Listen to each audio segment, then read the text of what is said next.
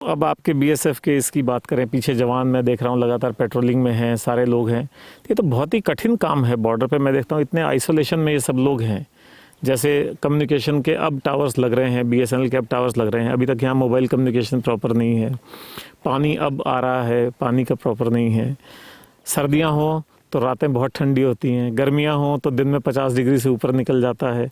इसके अलावा रात के समय सांप बिच्छू जानवरों की समस्या रहती है। और अब बारिशें आने लगी हैं तो मच्छरों की वजह से डेंगू और मलेरिया और इस तरह की बीमारियों की है। तो इतनी कठिन परिस्थितियों में इन जवानों का मनोबल कैसे बना रहता है? इनकी ट्रेनिंग कैसे होती है? क्या इनको इंसेंटिव या एक प्रेरणा देने का काम होता है जिससे ये इसी लगन से, इसी राष्ट्र भावना से लगे रहते हैं अपने काम में? ये बहुत अच्छा प्रश्न आपने किया। मैंने आज पहली बार सोचा इस एंगल से, लेकिन मैं ये समझता हूँ कि इसके पीछे 3 मुख्य वजह है। पहली वजह तो हमारी जिस तरह की ट्रेनिंग है, हमारी ट्रेनिंग ही इस तरह की है कि हमने बॉर्डर को किस तरीके से गार्ड करना है, ये हमारी ट्रेनिंग का हिस्सा है। और हमें पता है कि हमें 365 दिन यहाँ पे रहना है, तो और इसी एटमॉस्फेयर में रहना है, इसी नेचुरल एनवायरनमेंट के साथ रहना है, इन्हीं जंगली जानवरों के साथ भी।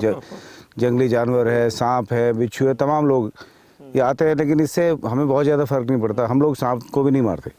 We don't kill. हमारी बंदूक कभी किसी जानवर पर नहीं उठती कभी भी। एक तो हमारी ट्रेनिंग। मैं आपको बीच में टोकूं एक बार। मैंने देखा है जो जवान ये टोपी पहनते हैं उसमें एक धागा बंधा रहता है, एक ब्लेड लगा रहता है, तो सांप काट लेता है तो उसका जहर खुद बाहर निकाल के अपना इलाज कर लेते हैं। लेकिन ये सही है कि वो सांप को नहीं मारते। सांप को नहीं मारते हम लोग, उसको पकड़ के रख लेंगे ताकि अगर बाई चांस काटे तो दिखाने के लिए ज़रूरत पड़ सकती है। हम लोग एंटीवेनम, स्नेक का एंटीवेनम अपने पास हमेशा रखते हैं।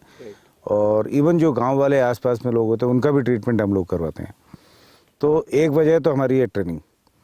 दूसरी मोटिवेशन की एक इम्पॉर्टेंट वजह मैं समझता हूँ वो है हमारा जो वर्किंग एटमॉस्फेयर है और उसके अंदर सरकार का इंटरवेंशन है। जैसे अगर एक जवान को ये पता है कि मेरे पीछे मेरे परिवार को देखने वाले लोग हैं, जैसे भारत सरकार की बहुत सारी स्कीम्स है, मेडिकल ट्रीटमेंट हो गया, बच्चों के एजुकेशन को लेकर के हो गई, उनके आवास को लेकर के हो गए, तो भारत सरकार इस पे बारे में बहुत गंभीर है, बहुत सीरियस है और सीरियसली इसको इम्प्लीमेंट करती है।